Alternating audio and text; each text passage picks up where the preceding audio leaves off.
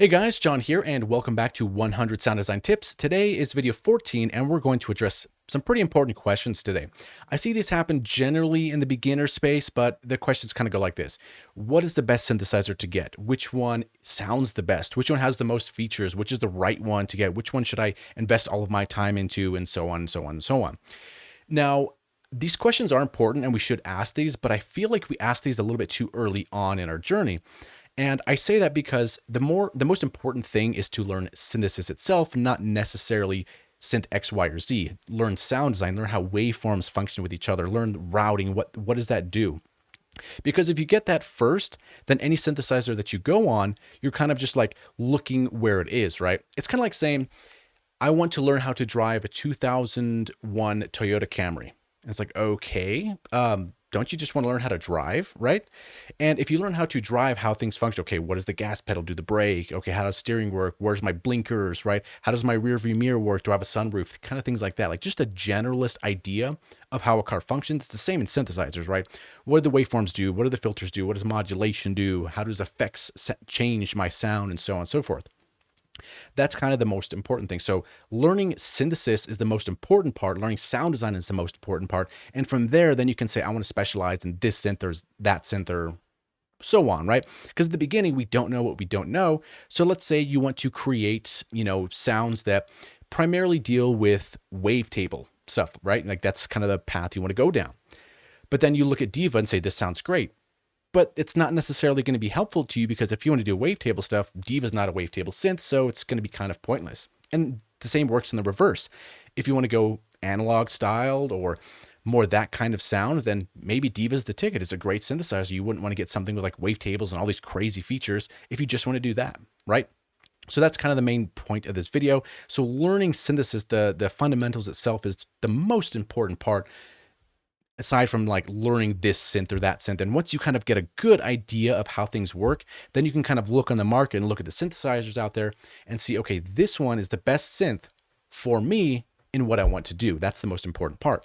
So if we look here on my screen, let's go to a menu, initialize, and here we have a fresh patch. We just have a saw wave, right? And then we can change some shapes, like which you should be familiar with by now. We can click this arrow if you're an Avenger. We have a square wave. We can click here. We have a triangle wave. We have a sine wave. So we have our basic shapes.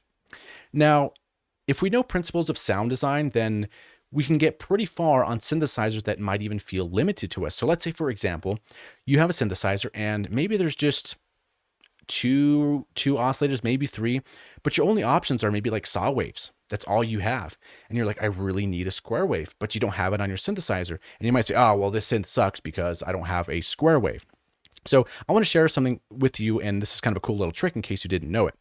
So in this patch, we have a saw wave, and our phase is going to be random. So wherever we play our notes, this phase it could be landing here, it could be landing at 50%, 80, it's random, right? So if it's just by itself, it doesn't really matter. If it's just isolated, it's going to sound the same,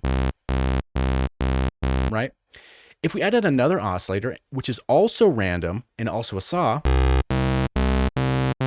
we have this constructive and destructive interference with these waveforms. So everyone's going to sound different. So we have this one, looks like that. Let's do it another time. It's going to look like that. So that's pretty close to like almost 100%, or the same phase starting on that one, which is kind of interesting. We have this one. We have that one again. We have this one, which is pretty cool as well. Essentially, the point is that both of these oscillators are starting randomly in their phase, which is going to give us a different waveform. So that's a good thing to think about, right? It gives us a different waveform. Cool. So how can we use this to our advantage? So let's say, for example, if we go to oscillator 1 and it's random, let's set this at 0. And let's do the same thing for oscillator 2. Let's set this at 0.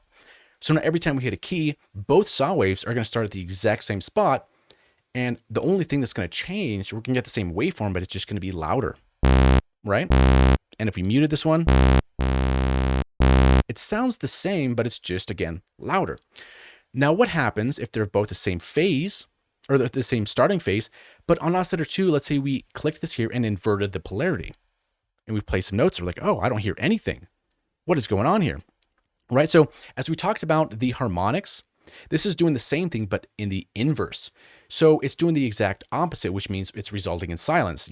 Harmonic 1 or the fundamental is saying, play this at, let's say, value 1. And the next one's saying, play this at value -1. You add those two together, you're going to get 0. So you're going to get silence. You're not going to hear anything.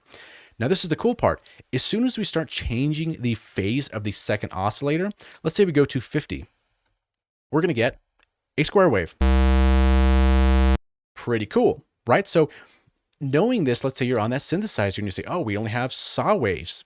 What can I do? I don't have a square wave. How can I make the sound that I need a square wave with?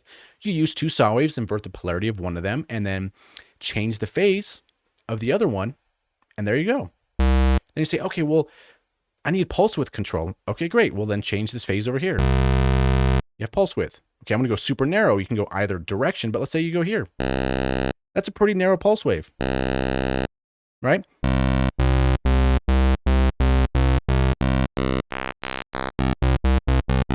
And that's kind of what I'm talking about in that sense, where if we learn things of sound design and just how it functions in and of itself, then once we approach any other synthesizer, whether you're trying one out, maybe this is the one that you have to pick from, or I don't know, you find a free one.